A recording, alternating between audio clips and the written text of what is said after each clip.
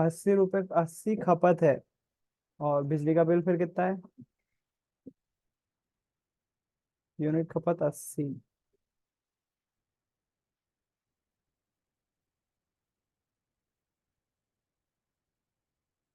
बिजली का बिल कितना होगा मेरे ख्याल से फिर? 150 200 के आसपास होगा। 90 रुपये। तो ये लगभग, ये तो बहुत मतलब कम आ रही है। अब जीरो से जीरो कट जाएगा तो 0 पॉइंट में आ रही है कुछ। 0.9 0.8 समथिंग आएगी। तो यूनिट खपत 80 है ना, इसलिए आपका जो यूनिट चार्ज है, सरकार ने ऐसा ही करके रखा है। जिनके यहाँ यूनिट खपत कम है, जो कम बिजली यूज कर रहे हैं, उनको लगभग लगभग ना के बराबर बिल देना पड़ रहा है ना। अगर किसी के यहाँ 100 से 150 से ज्यादा खपत होगी। मीटर खराब है, अभी तक ठीक नहीं करवाया, कोई दिक्कत नहीं है, करवा लो उसको भैया ठीक। नहीं तो मालूम बिजली विभाग क्या करेगा, छोड़ता नहीं है बिजली विभाग किसी को भी। अगर बिल मीटर खराब है, उसके बाद अपन मतलब अगले महीने या 2 महीने बाद जाके बोलो सर हमने बोला था, अब मीटर बदला नहीं। अब होगा क्या? बिजली विभाग बिल्कुल वहां जरूर बोल देंगे तुमको कैसा होगा, लेकिन 2 महीने बाद 3 महीने बाद वो तीनों महीने का एवरेज बिल दे देंगे आपके लिए। और जब वो एवरेज बिल आएगा तो करीबन 10,000 के करीब आएगा, तो फिर वो गड़बड़ हो जाएगा। 135 यूनिट खपत है। अब करवा लिया है, चलो अच्छा है, करवा लिया तो बढ़िया है। 135 खपत है तो भी बिजली का बिल कम ही आएगा। 150 से कम होता है ना तो वो 1 रुपये यूनिट 2 रुपये यूनिट आएगा। चलो कोई दिक्कत नहीं है।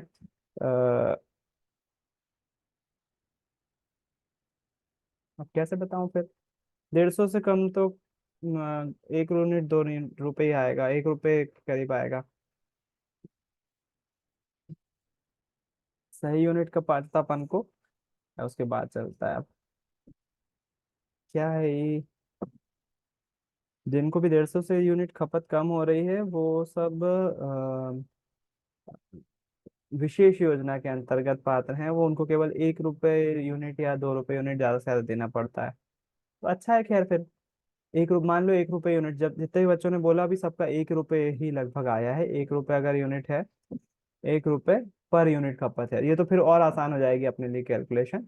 जैसे मान लीजिए अब अपन पंखे की बात करते हैं। पंखा जो है वो 20 वाट का होता है, करीबन करीबन 20 वाट का। है ना, आप अपने पंखों के डब्बे पे देख सकते हो कितने वाट का है। मोटर जो है वो भी करीबन करीबन, अगर 0.5 किलो वाट की है तो अलग अलग उसमें आते हैं हॉर्स पावर में। 1 horse power, 2 horse power, 4 horse power, ऐसे अलग अलग हॉर्स पावर में आती है। अब हॉर्स पावर कितना होता है? हॉर्स पावर को हिंदी में अश्व शक्ति बोलते हैं। आप घर में अगर पानी की मोटर होगी ना, तो किसी से पूछिए वो कितने हॉर्स पावर की है। अगर आप नहीं देख पा रहे हो तो उस पर देखिए, उस पर आपको किलोवाट आवर में, किलोवाट में मतलब कितने किलोवाट की है उस पर, या फिर हॉर्स पावर में एचपी करके लिखा होगा। हॉर्स पावर, इसको हिंदी में बोलते हैं अश्व शक्ति। और 1 हॉर्स पावर बराबर से, ये ऑब्जेक्टिव बना है ना, परीक्षा अध्ययन में भी दिख जाएगा आपको। इस 1 हॉर्स पावर बराबर से होता है 743 होता है, या 7 में भूल गया हूँ, वॉट। 2 मिनट एक बार देख लेना, गलत हो जाएगा नहीं तो।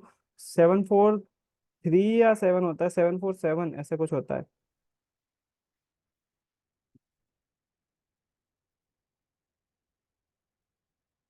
735, 746,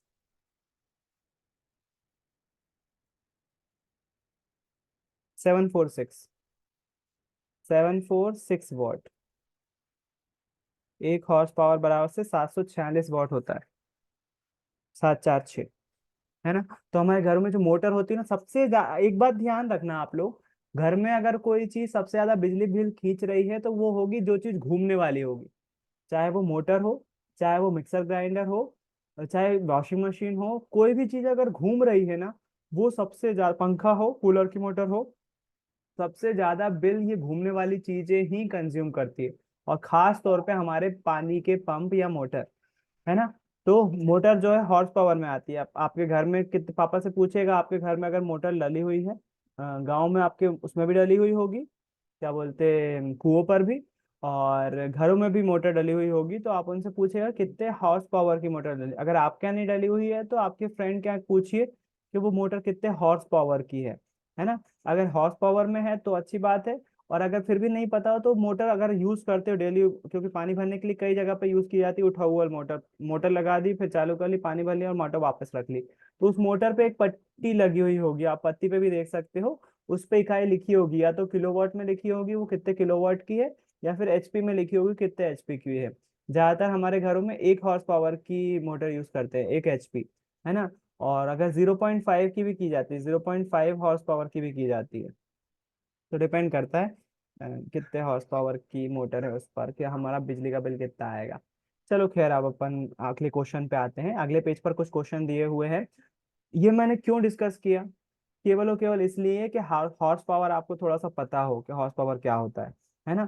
क्योंकि तिमाही, छमाही, प्री बोर्ड में, वार्षिक में आपको हॉर्स पावर अगर अश्व दिखा हुआ दिखे तो आपके माइंड में क्लिक करे नहीं, out of the thinking question इसी तरह से बनते हैं। जब मैं एक्स्ट्रा चीज पढ़ाते हैं ना, बिजली का बिल कैलकुलेट करना कितना आसान काम है, अगर हमें पता है तो कि 1 यूनिट 1 किलोवाट आवर के बराबर होती है ना। तो हमें बनना चाहिए वो सवाल, हॉट क्वेश्चन अगर आता है इस पे से तो, यकीनन और बहुत जरूरी है। ये तो हम पढ़ रहे हैं केवल, बिजली का बिल तो हमको हर महीने देना है, और जब देना है तो हमको कैलकुलेट करना भी आना चाहिए कि बिजली का बिल बनता कैसे है। ठीक है। तो अब यहाँ पर देखो, उस युक्ति का नाम लिखिए जो किसी चालक तार के सिरों पर विभवांतर बनाए रखने में मदद करता है, मतलब वो टंकी जो हमेशा पानी प्रवाहित होने देगी, बल लगाती रहेगी, तो उस टंकी का नाम है बैटरी। बैटरी ऐसी युक्ति है जो क्या करती है, विभवांतर बनाए रखती है, बैटरी, है ना। अब देखना, मैंने आप लोग को एक चीज बताई कि जैसे 1 एम्पियर की परिभाषा पूछते हैं कई बार, इसके पहले अपन ने प्रकाश वाले चैप्टर में बोला था 1 डायप्टर की परिभाषा बताओ, है ना। उसी क्वेश्चन को देखो दूसरी तरह से पूछा, अगला क्वेश्चन है, बोला हुआ है यह कहने का क्या तात्पर्य है कि दो बिंदुओं के बीच विभवांतर 1 वोल्ट है। तो इनने क्या करा है, ये 1 वोल्ट की परिभाषा पूछी अपन से, बस अलग तरीके से पूछी है। तो 1 वोल्ट की परिभाषा, कोई भी 1 वोल्ट, 1 डायप्टर, 1 एम्पियर, किसी की भी परिभाषा आती है ना, उसके फॉर्मूले से बनती है। तो विभवांतर का फॉर्मूला होता है W/Q, याद होगा, किया गया कार्य W और आवेश का परिमाण Q, इसका मात्रक होता है जूल और इसी का मात्रक होता है कूलम। अगर हमको ये पता है तो हम 1 वोल्ट की परिभाषा बना लेंगे, है ना। तो हम इसकी परिभाषा बनाएंगे, यदि आपको मालूम है ना विभवांतर किसको बोलते थे, विभवांतर बोलते थे किसी कूलम आवेश को किसी बिंदु तक लाने में किया गया कार्य और उसका आवेश का परिमाण, है ना। तो इसकी परिभाषा भी इसी से बनेगी, यदि एक कूलम आवेश को विद्युत परिपथ के किसी बिंदु तक लाने में 1 जूल कार्य करना पड़ रहा हो, एक कूलम आवेश को विद्युत परिपथ के किसी बिंदु तक लाने में 1 जूल कार्य करना पड़ रहा हो, तो हम बोलेंगे वहां पर 1 वोल्ट विभवांतर है। फिर से एक बार, यदि किसी विद्युत परिपथ में 1 कूलम आवेश को परिपथ के किसी बिंदु तक लाने में किया गया कार्य 1 जूल हो, तो हम बोलेंगे वहां पर विभवांतर 1 वोल्ट होगा। परिभाषा से बनाया अपन ने। जैसे करंट की परिभाषा याद करी थी ना, वैसे ही विभवांतर की याद रखो, V = W/Q। एक एक रहेगा सबका मान, इसको कूलम में नापते हैं, इसको जूल में नापते हैं, इसको वोल्ट में नापते हैं। यदि किसी विद्युत परिपथ में 1 कूलम आवेश को लाने में किया गया कार्य 1 जूल है, तो वहां पर 1 वोल्ट विभवांतर होगा, है ना।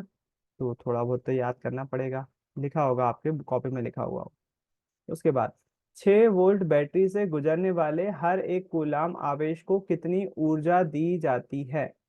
6 वोल्ट बैटरी से गुजरने वाले, तो आप इसका 6 वोल्ट बैटरी से गुजरने वाले हर 1 कूलम आवेश को कितनी ऊर्जा दी जाती है, ऊर्जा पूछी हुई है। तो यहाँ पर एक फॉर्मूला है, ऊर्जा मतलब वही हो जाता है W ज्ञात करना। देखो 6 वोल्ट बैटरी से गुजरने वाले, तो वोल्टेज का फॉर्मूला, वोल्ट का फॉर्मूला V = W/Q। ऊर्जा जूल में ही नापी जाती है बेटा, कार्य करने की इकाई भी जूल है और ऊर्जा की इकाई भी जूल है। तो वोल्टेज कितना है, 6 वोल्ट, तो V की जगह पर रखेंगे 6। W निकालना है अपन को, किया गया कार्य। Q मतलब दिया हुआ 1 कूलम, देखो 1 कूलम दिया है ना, मतलब Q का मान दिया हुआ 1। तो सबसे पहले तो न्यूमेरिकल है यदि, तो उसमें दिया है निकालो। 6 वोल्ट बैटरी लिखी हुई है, मतलब V का मान कितना दिया हुआ है, 6 वोल्ट, विभवांतर दिया हुआ है 6 वोल्ट। गुजरने वाले हर 1 कूलम, 1 कूलम है ना, कूलाम का मात्रक दिया हुआ है, मतलब क्यू का मान दिया हुआ है, आवेश का मान दिया हुआ है 1 कूलाम, और हमको बोला है ऊर्जा निकालो, मतलब ऊर्जा निकालो मतलब किया गया कार्य या फिर एनर्जी, डब्ल्यू या फिर इसी को एनर्जी बोलेंगे, ऊर्जा भी उसी को बोलेंगे, किया गया कार्य या ऊर्जा, ये हमको ज्ञात करना है ना। तो अपने पास फॉर्मूला होता है V is equals to W upon Q, विभवांतर का अपन ने एक ही फॉर्मूला पढ़ा है केवल, V is equals to W upon Q. V का मान दिया हुआ है 6, डब्ल्यू अपन को ज्ञात करना है, और क्यू का मान दिया हुआ है 1, 1 का गुणा 6 में हो जाएगा, तो डब्ल्यू या एनर्जी कितनी हो जाएगी, 6 जूल हो जाएगी। तो अपना आंसर क्या हो जाएगा, कितनी ऊर्जा दी जाती है, 6 जूल ऊर्जा दी जाती है, आंसर लिख देंगे 6 जूल ऊर्जा। छोटा सा न्यूमेरिकल है, तो 2 नंबर में आप एक्सपेक्ट कर सकते हो, अगर 2 नंबर में क्वेश्चन बनता है तो ऐसे ही बनेगा, या फिर ऑब्जेक्टिव में देगा। ऑब्जेक्टिव में अपन को दिया है नहीं लिखना पड़ेगा, बस उसने क्या जानना चाहा है, उसने ये जानना चाहा है क्वेश्चन देने वाले ने, कि आपको 2 चीजें पता है कि नहीं, पहला विभवांतर की फॉर्मूला W/Q, और दूसरी चीज ये पता है कि नहीं कि जितनी ऊर्जा ही होती है उतना ही कार्य किया जाता है। इस सवाल में 2 चीजें थी बस देखने वाली। पहली चीज क्या, आपको V का फॉर्मूला पता है कि नहीं, V is equal to W/Q, और ये पता है कि नहीं कि ऊर्जा हम कैसे निकालते हैं, ऊर्जा ही बराबर होती है कार्य के, जितना कार्य किया जाता है उतनी ही ऊर्जा उपभुक्त होती है या कंज्यूम की जाती है। तो ये 2 बातें पता होना चाहिए इस क्वेश्चन के लिए, याद रखिएगा, है ना, जरूरी है, जितना जो लंबा याद रख पाएगा वही बाजीगर रहेगा। इस क्वेश्चन में 2 चीजें थी निकल कर आ रही थी। अब होगा क्या, जब ये 2 चीजें याद रखोगे ना तुम, तो इसमें से कुछ भी बदल दे वो नंबर, आप कर लोगे उस सवाल, है ना। तो ये काय का फॉर्मूला है, आप याद रखो, किया गया कार्य किसके बराबर होता है, जितनी भी ऊर्जा निकल रही है उसके बराबर होता है, ठीक है। हालांकि ये 9th क्लास का है, लेकिन 10th क्लास में फिर से रिपीट हुआ है, कई चीजें 9th क्लास की आ रही है। चलो आगे बढ़ते हैं। ओम का नियम पढ़ चुके हैं, एक ओम की परिभाषा भी आ सकती है ना, 1 वोल्ट और 1 एम्पियर। अगर परिपथ में विभवांतर 1 वोल्ट हो और बहने वाली धारा का मान 1 एम्पियर हो, तब हम वहां पर बोलेंगे कि प्रतिरोध का मान 1 ओम होगा, है ना। आज तक नहीं पूछी गई है खैर, हाँ, लेकिन पता तो होना चाहिए, वही 1 वोल्ट, 1 ओम, का एम्पियर, यही परिभाषाएं आती हैं ज्यादातर, ऑब्जेक्टिव में देते हैं कई बार। क्वेश्चंस कहाँ है भाई, एक क्वेश्चन छुड़वाऊंगा मैं यार, है ना, मैं बताता हूँ अभी कौन सा। मोस्ट इंपॉर्टेंट क्वेश्चन, किसी चालक तार का प्रतिरोध किन किन कारकों पर निर्भर करता है, तो आपको पता है ना, 4 कारकों पर, चालक तार की प्रकृति पर, लंबाई पर, अनुप्रस्थ काट के क्षेत्रफल पर, और तापमान पर। 2 नंबर में भी आ सकता है, 3 नंबर में भी आ सकता है, 4 नंबर में भी आ सकता है। 2 नंबर में आएगा तो केवल आप यही लिखोगे कि किसी चालक तार का प्रतिरोध उसकी प्रकृति पर, उसकी लंबाई पर, उसके अनुप्रस्थ काट के क्षेत्रफल पर, और उसके तापमान पर, आसपास के तापमान पर उस चालक तार का प्रतिरोध निर्भर करता है, बस इतना ही लिखोगे 2 नंबर में। 3 या 4 नंबर में आता है तो आपको 3 नंबर के हिसाब से एक एक लाइन में एक्सप्लेन करना है, और 4 नंबर में आता है तो पूरा भर भर के एक्सप्लेन करना है, और वो रेशो भी लिखना है कि r proportionals to l, r proportionals to 1/a, वो भी लिखना है ना। तो किसी भी नंबर में आ सकता है ये वाला क्वेश्चन। अगला क्वेश्चन, समान पदार्थ के 2 तारों में यदि एक पतला और दूसरा मोटा हो, तो इसमें किसमें विद्युत धारा आसानी से प्रवाहित होगी, जबकि उन्हें समान विद्युत स्रोत से, आपके पास अब ये, अगर आपने ये चारों कारक अच्छे से पढ़े तो इसका आंसर आपको पता होगा। आपका क्वेश्चन ये है, समान पदार्थ से, कॉपर के अपन ने 2 तार लिए, है ना, आप बताना मुझे। मैंने 2 तार लिए, एक तार कॉपर का ये है, 1 मीटर लंबा, रेड कलर का, और दूसरा तार जो है वो ये है, 2 तार है। अब हमसे बोल रहे हैं क्वेश्चन कि बताओ इन दोनों में से आसानी से विद्युत धारा किस में बहेगी, विद्युत धारा आसानी से किस में बहेगी, पहले वाले में भरेगी बहेगी कि दूसरे वाले में, ये फर्स्ट है और ये सेकंड, कौन से में विद्युत धारा आसानी से बहेगी और क्यों, कोई आंसर दे पाएगा। विद्युत धारा इसमें से अच्छे से बहेगी आराम से, कि इसमें भैया से बहे, मोटे तार में, मोटे तार में। क्यों।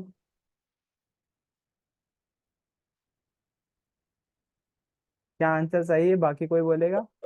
उसकी प्रतिरोधकता कम होगी। बहुत प्रतिरोधकता बढ़िया, कम होगी उसकी। बढ़िया था। और कोई?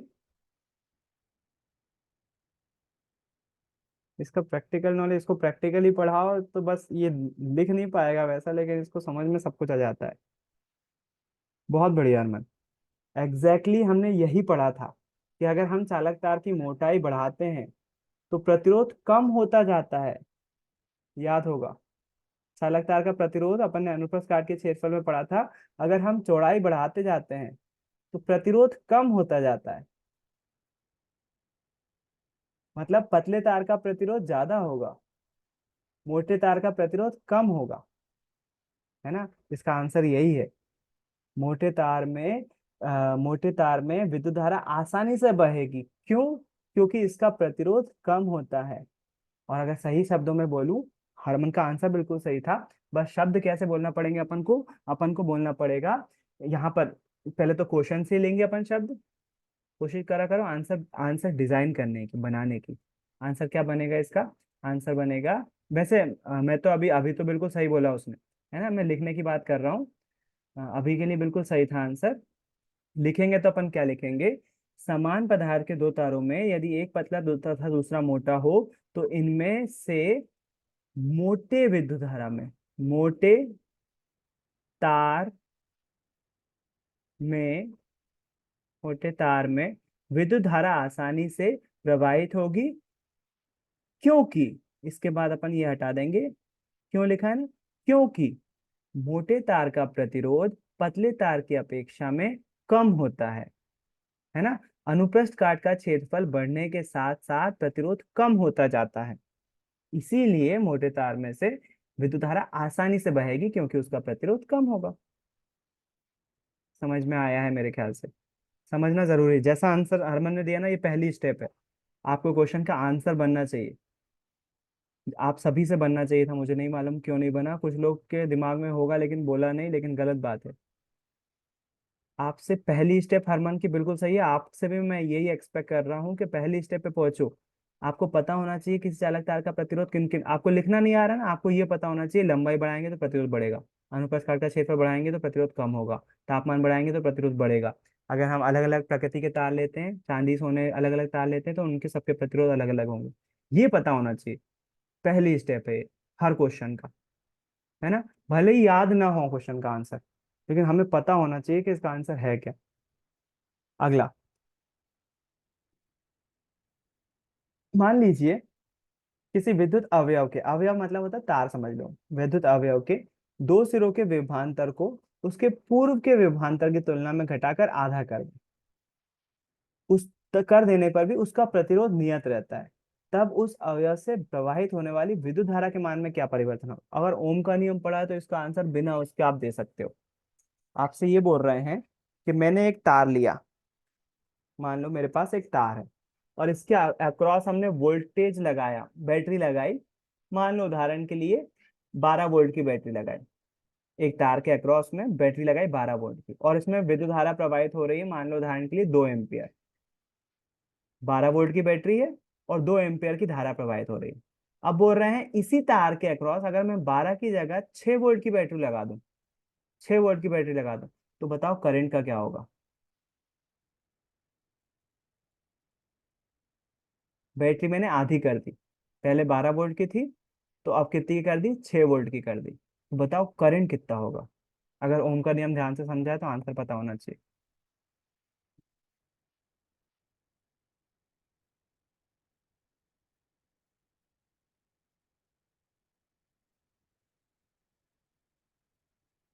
ओम का नियम हमें सिखाता है V प्रोपोर्शनल टू I।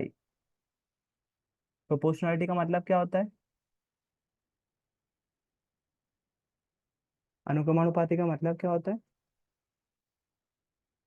उसका मतलब होता है जितना वोल्टेज बढ़ाओगे उतना करंट बढ़ेगा, जितना वोल्टेज कम करोगे उतना करंट कम हो जाएगा। यही होता है अनुक्रमानुपाती का मतलब, बताया भी था। अब आपसे बोल रहे हैं कि वोल्टेज जो है, मान लो उदाहरण के लिए मैंने आपसे बोला मैंने वोल्टेज दुगना कर दिया, तो करंट भी कितना हो जाएगा? दुगना। आपका सवाल बोल रहा है आपने वोल्टेज आधा कर दिया, तो करंट भी कितना हो जाएगा? आधा। पहले वोल्टेज कितना था? 12 वोल्ट। करंट कितना था? 2 एम्पियर। फिर मैंने बाद में क्या करा, वोल्टेज आधा कर दिया, 6 वोल्ट कर दिया, करंट कितना हो जाएगा? 1 एम्पियर। दो का आधा है। सरल सवाल था ना। ओम का नियम पता होता तो आंसर पता होता। अब पता है, तो अब हम यहाँ पर अपन लिखेंगे पूरा के पूरा आंसर, ना लिखने की जगह केवल ये लिखेंगे। यदि, अच्छा अब लिखना तो पड़ेगा। यदि किसी वैद्युत अवयव के दो सिरों के विभवांतर को उसके पूर्व के विभवांतर की तुलना में घटाकर आधा कर देने पर भी उसका प्रतिरोध नियत रहता है, तो उस अवयव से प्रवाहित होने वाली विद्युत धारा का मान भी आधा हो जाएगा। विद्युत धारा का मान भी आधा हो जाएगा। विद्युत धारा का मान भी आधा हो जाएगा। क्यों? ओम के नियम अनुसार उसका मान आधा हो जाएगा। बढ़िया। विद्युत टोस्टरों और विद्युत इस्त्रियों के तापन अवयव शुद्ध धातु के ना बनाकर किसी मिश्रातु के क्यों बनाए जाते हैं? इस पे भी स्टार मार्क कर लेना, बुक अगर रखे हो तो। और रेड पेन से स्टार मार्क रेड पेन से करना, क्योंकि तुम्हारी पुरानी पुस्तकें होंगी अभी जब जितनी होंगी। रेड पेन रखो एक। कोई टीचर मना नहीं करेगा, बुक देखते ही नहीं है टीचर। कौन टीचर देखता है बताओ बुक? है ना। इसको स्टार मार्क करो। विद्युत टोस्टरों और विद्युत इस्त्रियों के तापन अवयव शुद्ध धातु के ना बनाकर मिश्रातु के क्यों बनाए जाते हैं, ये बोलना चाह रहे हैं। जो टोस्टर होते हैं और इस्त्री होती हैं, इस्त्री मतलब प्रेस, के तापन अवयव मतलब उनको जो गर्म करते हैं ना, तार उसके अंदर तार लगा रहता है जो उसको गर्म करता है, वो शुद्ध धातु के ना बनाकर, जैसे मान लो कॉपर, एल्यूमिनियम, आयरन, इसके ना बनाकर मिश्रातु के क्यों बनाए जाते हैं? मिश्र धातु के क्यों बनाए जाते हैं? कोई तुक्का लगाएगा आंसर क्या होगा इसका एक शब्द में? किस कारण से मिश्रातु के बनाए जाते हैं गर्म होने वाली चीजों के अवयव? इनको हम तापन अवयव बोलते हैं। प्रतिरोधकता। और कोई?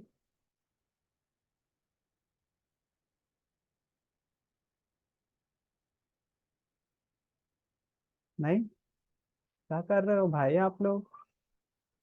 हरमन एग्जैक्टली बिल्कुल सही है। बहुत सही। मिश्र धातु का प्रतिरोध शुद्ध धातु की तुलना में ज्यादा होता है। प्रतिरोध ज्यादा होगा तो वो अच्छी खासी मात्रा में ऊष्मा उत्पन्न करेंगी, और हमको ये चीज गर्म ही तो करना है, टोस्टर और इस्त्री गर्म होना चाहिए, तभी तो हम उसकी गर्माहट का यूज कर पाएंगे, विद्युत धारा का ऊष्मीय प्रभाव यूज कर पाएंगे। प्रतिरोधकता मिश्रातुओं की ज्यादा होती है, बिल्कुल सही आंसर है, टेबल में देखा था अपन ने। तो अपन इसका आंसर लिखेंगे।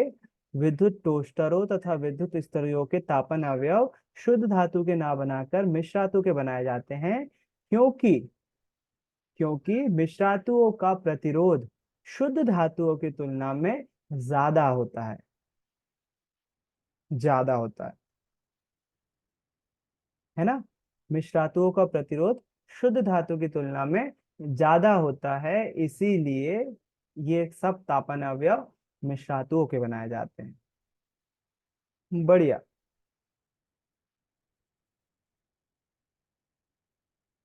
अगला, मैंने शायद बीच में क्लास में आप लोगों से बोला भी था कि ये इलेक्ट्रिक वाले में इंटरेस्ट लड़कों को बहुत अच्छा आता है, लड़कियां कहीं ना कहीं, लेकिन मुझे लगा था कि नहीं आप लोग आंसर दोगे, पता नहीं क्यों नहीं दे पा रहे हो, कहीं ना कहीं पीछे रह गए हो। चलो अगला देखो। लिखा हुआ है निम्नलिखित प्रश्नों के उत्तर तालिका में दिए आंकड़ों के आधार पर बताइए। बोल रहे आयरन तथा मरकरी में कौन सा अच्छा विद्युत चालक है? आयरन और मरकरी में कौन सा अच्छा विद्युत चालक है? अगर हम तालिका देखे बिना बताएं, तो जिसका प्रतिरोध कम होगा वो अच्छा चालक होगा। दोनों में से जिसका प्रतिरोध कम होना चाहिए ना, क्योंकि प्रतिरोध क्या करता है, विद्युत धारा के मार्ग में रुकावट डालता है। प्रतिरोध जिसका कम होगा वो अच्छा चालक होगा। आप टेबल में देख लेते हैं, आयरन और मरकरी, ऐसे क्वेश्चन आते नहीं है क्योंकि उनको टेबल देना पड़ेगी। आयरन और मरकरी, आयरन और मरकरी, आयरन मतलब लोहा और मरकरी मतलब पारा। आयरन का सिंबल होता है Fe, प्रतीक चिन्ह, और मरकरी का होता है Hg। दोनों के बिल्कुल डिफरेंट वो हैं। तो हमसे पूछा है कौन सा अच्छा चालक है आयरन और मरकरी में, तो हम देखेंगे जिसका प्रतिरोध कम होगा। तो देखो आयरन का है 10 गुणित 10 की घात -8, और इसका 94 गुणित 10 की घात -8। तो अच्छा प्रतिरोध कौन सा होने वाला है दोनों में से? आयरन, है ना। लेकिन इसकी जगह पर आपसे ये भी वैसे नहीं पूछते, ये इसके बेस पर नहीं आते क्वेश्चन। आयरन अच्छा प्रतिरोधक है। अगर ये याद नहीं है तो आंसर कैसे लिखेंगे अपन? ये याद नहीं है तो हम लिख देंगे आयरन, तो याद रहेगा आयरन मरकरी से अच्छा प्रतिरोधक है क्योंकि इसका प्रतिरोध मरकरी की तुलना में कम होता है। कितना कम होता है मत लिखो, कुछ नहीं से तो अच्छा है ना, कुछ लिख दो। तो अपन जरूरी नहीं है याद करना उसको, नहीं पूछे जाते हैं। कौन सा पदार्थ सर्वश्रेष्ठ विद्युत का चालक है? तो हम बोलेंगे चांदी। सोना भी नहीं, चांदी। चांदी सर्वोत्तम चालक है विद्युत धारा का, हमेशा याद रखना। मैंने बताया ना, घरों में अगर हम कॉपर के तार की जगह चांदी के तार लगा देंगे तो अपना बिजली का बिल बहुत कम हो जाएगा, है ना। लेकिन बहुत ज्यादा लाखों रुपए का केवल तार ही आएगा और ऊपर से चोरी होने का डर रहेगा, इसलिए नहीं लगाए जाते हैं। अब आ रहे हैं अपने अच्छे न्यूमेरिकल्स पर, अच्छे मतलब महंगे वाले न्यूमेरिकल पर, मतलब थोड़े से टफ वाले न्यूमेरिकल पर। अब अपन इसको प्रैक्टिकली देखेंगे कि प्रतिरोधों को लगाया अगर हम श्रेणी क्रम समांतर क्रम में, वोल्टेज और करंट का कैसा मान चेंज होता है ना। तो आज तो मैं रहने दे रहा हूँ, फिर से ही बोलोगे कि वो हो गया। लेकिन हाँ, क्योंकि अब मेरे ख्याल से 10 मिनट की क्लास और बची हुई है, तो एक न्यूमेरिकल ही हो पाएगा। तो थोड़ा सा आज एक न्यूमेरिकल कर लेते हैं यार, कोई दिक्कत नहीं है। चलो ये वाला देखते हैं, उदाहरण वाला देखते हैं। इसको अपन कॉपी कर लेते हैं पहले तो। कोई ऐसा गीत गाओ कि आरज़ू जगाओ। कई बार ये चित्र बना हुआ भी नहीं आता है ना। तुम कहो, एक न्यूमेरिकल कर लेते हैं। जल्दी में तो नहीं हो कोई? मैं हूँ बस जल्दी में, तुम लोग कहाँ होगे? चित्र भी कॉपी कर लेता हूँ। नॉर्मली ये चित्र बना हुआ नहीं आता है। कोई ऐसा गीत गाओ कि आरज़ू जगाओ, अगर कहो। ये आ गया अपना क्वेश्चन। एक विद्युत लैंप जिसका प्रतिरोध 20 ओम है। ये यहाँ पर लैंप लगाया हुआ है, लैंप को उन्होंने कैसे दिखाया हुआ? बल्ब से दिखाया हुआ है। एक लैंप लगा दिया जिसका प्रतिरोध कितना है? 20 ओम, मतलब इसका प्रतिरोध लिख लेता हूँ मैं 20 ओम, है ना। और 4 ओम का प्रतिरोधक चालक 6 वोल्ट की बैटरी से चित्र में दिखाए अनुसार संयोजित है। 4 ओम का प्रतिरोध एक और लगाया। दोनों दोनों का ऐसे लगे हुए श्रेणी क्रम में जुड़े हुए हैं, दोनों एक दूसरे से श्रेणी क्रम में जुड़े हुए हैं। इससे एक बैटरी लगाई हुई है 6 वोल्ट की, और साथ ही में अमीटर और कुंजी लगाई हुई है। हमसे बोला हुआ पहला, परिपथ का कुल प्रतिरोध बताओ। पहली चीज पूछी हुई है ए वाली, परिपथ का कुल प्रतिरोध बताओ। तो मेरे ख्याल से आप बता सकते हो, बल्ब 20 ओम का है और ये 4 ओम का है। कोई मुझे मौखिक बता पाएगा कुल प्रतिरोध कितना हो जाएगा? परिपथ का कुल प्रतिरोध श्रेणी क्रम में संयोजित है। श्रेणी क्रम का फॉर्मूला याद नहीं है क्या यार? Sir sir 24। हाँ बढ़िया। परिपथ का अगर हमें कुल प्रतिरोध निकालना है तो हम श्रेणी क्रम का फॉर्मूला लगाएंगे। कुल प्रतिरोध, श्रेणी क्रम में क्या करते हैं? सबको जोड़ देते हैं बस। गलत बात है यार ये तो। श्रेणी क्रम तो सबसे आसान होता है। कुल प्रतिरोध हो जाएगा आर बराबर से, पहले रेजिस्टेंस का प्रतिरोध 4 ओम प्लस 20 ओम। 4 और 20 ओम को जोड़ देंगे तो पहले का आंसर आ गया 24 ओम। देखो कितना आसान था। परिपथ का कुल प्रतिरोध कितना आ गया? 24 ओम। अब उसके बाद बोला है हमसे, दूसरा क्वेश्चन क्या पूछा हुआ है? दूसरा बोला हुआ है परिपथ में प्रवाहित विद्युत धारा का मान बताओ। परिपथ में विद्युत धारा कितनी बह रही है? तो अपन यहाँ लिखेंगे बी पॉइंट। अब देखो विद्युत धारा के दो फॉर्मूले जानते हैं अपन। पहला तो होता है I is equal to q upon t. क्या आवेश और समय कुछ दिया हुआ है? कुछ भी नहीं दिया हुआ है, इसलिए ये वाला फॉर्मूला यूज नहीं कर पाएंगे। दूसरा होता है हमारा ओम का नियम, V is equal to I R. V का फॉर्मूला है लेकिन क्या आई नहीं है इसमें? बिल्कुल है। तो अपन ओम के नियम से I is equal to V upon R लिख सकता हूँ मैं। आई को ये रहने दिया, आर इधर चला गया, वी बटे आर। तो आई का दूसरा फॉर्मूला है I is equal to V upon R. सही है। तो अब आई का मान निकालना है। वी कितना दिया हुआ है ध्यान से देखो, वी दिया हुआ है, कोई बताएगा कितना दिया हुआ है? आइए बहुत बढ़िया, 6 वोल्ट। आर का मान अपन ने कितना निकाला अभी, 24 ओम, तो 24 से डिवाइड कर देंगे, है ना। 6 के पावर में 24 आता है, 6 चौको 24, 6 × 3 = 18, 6 चौको 24, 1/4 से कट गया है ना। 4 का भाग देंगे 1 में, 0.10 आ गया। 4 दूनी 8, 4 पंजे 20, 0.25 एम्पियर आएगा करंट का मान। ए लिख देंगे आगे। कितना सरल था यार, न्यूमेरिकल, कोई न्यूमेरिकल है। उसके बाद तीसरा और पूछा हुआ है, देखो एक और, तीसरा सी पूछा हुआ है। विद्युत लैंप तथा चालक के सिरों के बीच विभवांतर परिकलित कीजिए। मतलब इस श्रेणी क्रम में जुड़ा हो तो V1 ये होगा और V2 ये होगा, V1 V2 होंगे ही। निकाल लेते हैं ये भी। देखो अपन यहाँ सी लिखते हैं। ओम का नियम याद है ना, V = है ना। लेकिन अगर अपन V1 बोले, क्योंकि V1 पूछा अपन से, V1 = I तो चेंज होता नहीं है, V = IR1 होता है। अपन ने जब बनाया था, जब लिखा था फॉर्मूला, V1 = IR1, है ना।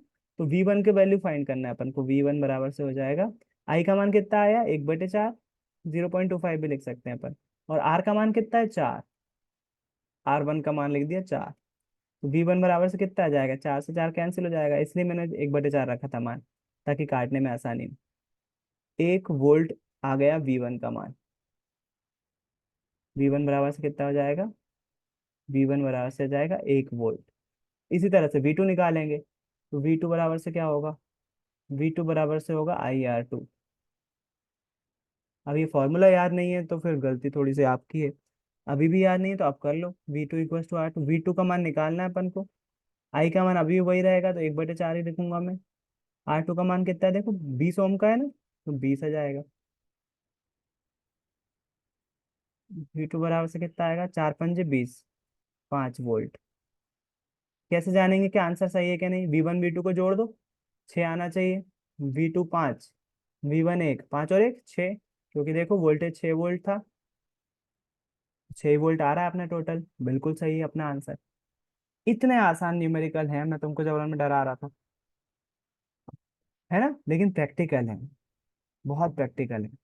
दो चीजें जुड़ी हुई हैं, बल्ब और कोई तार जुड़ा हुआ है जिसके प्रतिरोध 4 ओम, 20 ओम। तो हमसे बोला कुल प्रतिरोध निकालो, फट से जोड़ दिया दोनों को, 24 ओम आ गया। फिर बोला करंट निकालो, तो ओम का नियम लगा दिया, फट से करंट निकल गया। फिर उसके बाद बोला है दोनों के प्रति वोल्टेज भी निकालो, ये कितना वोल्टेज ले रहा है, ये कितना ले रहा है। तो श्रेणी क्रम में यही होता है ना, वोल्टेज अलग अलग हो जाता है। ये बल्ब जो है वो 5 वोल्ट ले रहा है, क्योंकि इसका प्रतिरोध ज्यादा है ना, तो ये 5 वोल्ट ले रहा है। जबकि 3 वाला बता दो। ये वाला अगर समझ में नहीं आया तो थोड़ा सा वेट करो कल, क्योंकि मैं श्रेणी क्रम समानता क्रम फिर से समझाऊंगा। ये फॉर्मूला याद रखो, V1 बराबर से होगा IR1। ओम के नियम से वन हटा दो थोड़ी देर के लिए। देखो V = IR लिखा हुआ है ना। तो अपन क्या लिख रहे हैं, V1, क्योंकि इसके अक्रॉस है वो V1।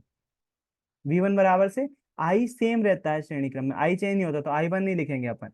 इसमें I एक ही रहता है, क्योंकि ब्रांच टूट नहीं रही है ना, समांतर क्रम में टूटती है, तो I2 आता है। I वैसा का वैसा रहेगा। और R1 मतलब पहला प्रतिरोध 4 ओम का, तो वो 4 ओम रखा। ये ओम का नियम ही है, बस 4, आई की जगह पर 1/4 निकाल लिया था अपन ने ऊपर यहीं पर, तो आई की जगह पर 1/4 रखा। R1 का मान 4 रखा, 4 से 4 कैंसिल हो गया, V1 का मान आ गया 1 वोल्ट। और फिर V2 निकाला, तो V2 वगैरह से फिर से दो भूल जाओ थोड़ी देर के लिए, V = IR ही लिखा हुआ है। बस दूसरे के लिए निकालना है, इसलिए V2 R2 लिख दिया। V2 का मान निकालना है, आई का मान 1/4 रखा, गुणित 20 रखा, 4 से कट गया, 5 वोल्ट आ गया। चेक करना है सही आया कि नहीं। दोनों वोल्टेज किसके बराबर होंगे, जितने की बैटरी लगाई, क्योंकि बैटरी जितने की लगाई उतना ही तो वोल्टेज रहेगा, ज्यादा तो ही ना होगा उससे। तो इसके अक्रॉस 5 वोल्ट आ रहा है और इसके अक्रॉस 1 वोल्ट, 5 और 1 6 वोल्ट, जो कि हाँ हमको टोटल दिया हुआ था, है ना।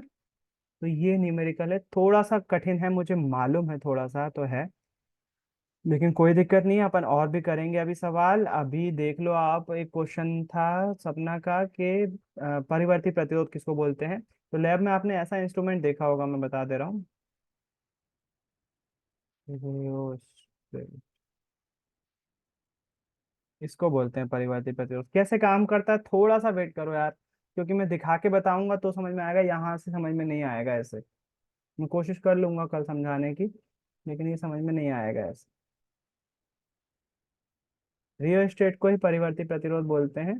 और अपनी लैब में आपने जरूर देखा होगा, कभी भी लैब में गए होगे यदि, तो ये इंस्ट्रूमेंट रखा हुआ जरूर देखा होगा। धारा नियंत्रक भी यही है। धारा नियंत्रक, रियोस्टेट, परिवर्ती प्रतिरोध, तीनों एक ही चीज रहते हैं। इसमें का इंस्ट्रूमेंट देखा होगा आपने, ये ऐसा चीनी मिट्टी का रहता है, लैब में 100% रखा हुआ होगा। नहीं सर रखा तो देखा है। देखेगा, हाँ बिल्कुल। इसको हम बोलते हैं परिवर्ती प्रतिरोध, प्रतिवर्ती प्रतिरोध, रियोस्टेट, धारा नियंत्रक, ये सब चीज यही है। कैसे काम करता है थोड़ा सा वेट करो, अभी अपन जब मिलेंगे लैब में तो मैं बता दूंगा कैसे काम करता है। तो आज के लिए इतना ही रखते हैं, कल मिलेंगे अपन। अब सुबह मिलते हैं 8 बजे। उम्मीद है आज कुछ नया सीखा होगा। कल मिलते हैं, बाय, गुड नाइट, जय गुरुदेव। थैंक यू भैया। जय वेलकम गुरुदेव भैया, good welcome night. Welcome welcome.